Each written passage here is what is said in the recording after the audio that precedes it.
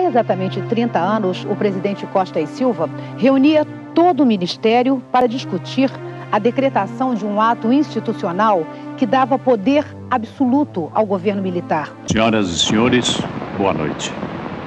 A Agência Nacional, no Ministério da Justiça, passa a falar diretamente do Palácio Laranjeiras para um importante comunicado do governo federal ao povo brasileiro.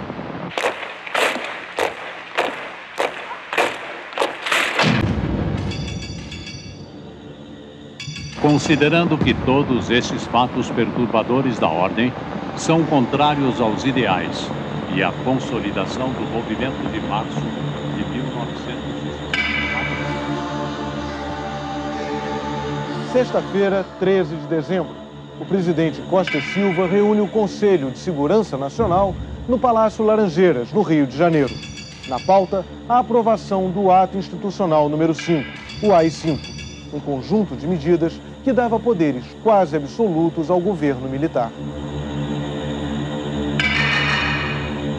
Por ordem do presidente, toda a sessão é gravada. Costa e Silva abre a reunião de forma dramática. Ao fundo, pode-se ouvir a sirene de carros da polícia. O presidente da República,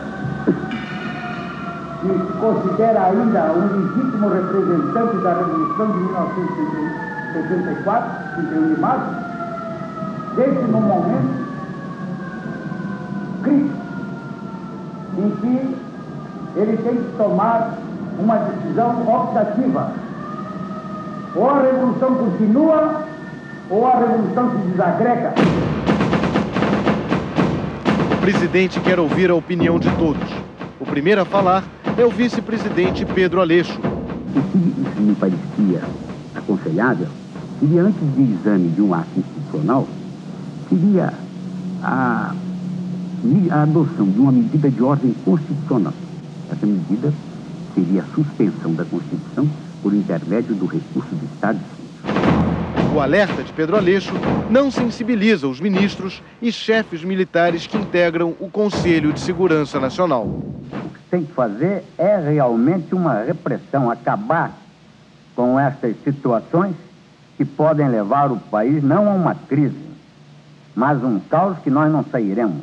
É oportuno, portanto, fazer qualquer ato institucional como este.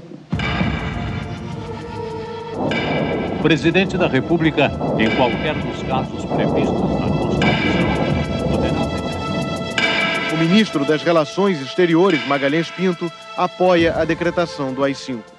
Eu também confesso, como vice-presidente da República, que realmente, com este ato, nós estamos instituindo uma ditadura. E acho que, se ela é necessária, devemos tomar a responsabilidade de fazê-la. O hoje deputado Delfim Neto reivindica poderes maiores para o presidente. Estou plenamente de acordo com a proposição que está sendo analisada no Conselho. E, se Vossa Excelência me permitisse, direi mesmo que creio que ela não é suficiente.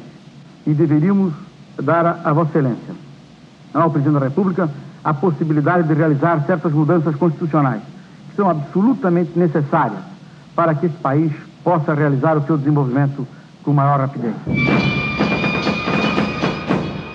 O ministro da Agricultura diz que os militares foram pacientes. Acredito até que as Forças Armadas foram, vamos dizer assim, magnânimas, porque não reagiram com esforço pessoal, que seria talvez o meu caso. O ministro Jarbas Passarinho também fala em ditadura. Sei que a Vossa Excelência repugna, como a mim, e creio que a todos os membros desse Conselho, enveredar pelo caminho da ditadura pura e simples. Mas me parece que claramente é esta que está diante de nós. Às favas, senhor presidente, neste momento, todos os escrúpulos de consciência. Se nós tivéssemos impedido de dar ao presidente os meios que os militares cobravam como o único meio possível de manter a ordem, e nós tivéssemos entregue o país aos comunistas, qual era o maior arrependimento? Fica suspensa a garantia de habeas corpus nos casos de crimes políticos contra a segurança nacional, a ordem... Eu não sabia o que eu ia ler. E eu fui tomando conhecimento do que eu estava lendo ao ler. Foi o texto mais difícil que o senhor leu? Pela situação? Foi. As medidas corretivas propostas nesse momento parecem-me, assim, as mais adequadas, intransferíveis e convenientes. Acho que não se trata de discutir ou pensar de que estaremos em ditadura ou não, mas sim que é o fundamental em preservarmos a ordem, a segurança interna e, quem sabe, até a integridade nacional. Não pode haver nenhum argumento formal, nenhuma consideração de ordem abstrata que justifique a permissão da implantação da desordem nesse país. É necessário realmente assumir a responsabilidade de uma ditadura, mas a ditadura só será ditadura na medida em que os poderes excepcionais que estão sendo concedidos ao governo forem usados arbitrariamente. O Congresso Nacional foi fechado naquela mesma sexta-feira. Durante os 10 anos em que esteve em vigor, o AI-5 foi utilizado para cassar cerca de 350 mandatos de deputados, senadores, vereadores e prefeitos. Quase outras 900 pessoas receberam punições. Entre elas, o então professor da USP, Fernando Henrique Cardoso, aposentado à revelia. Eu me sinto perfeitamente à vontade, senhor presidente. E por que não dizer,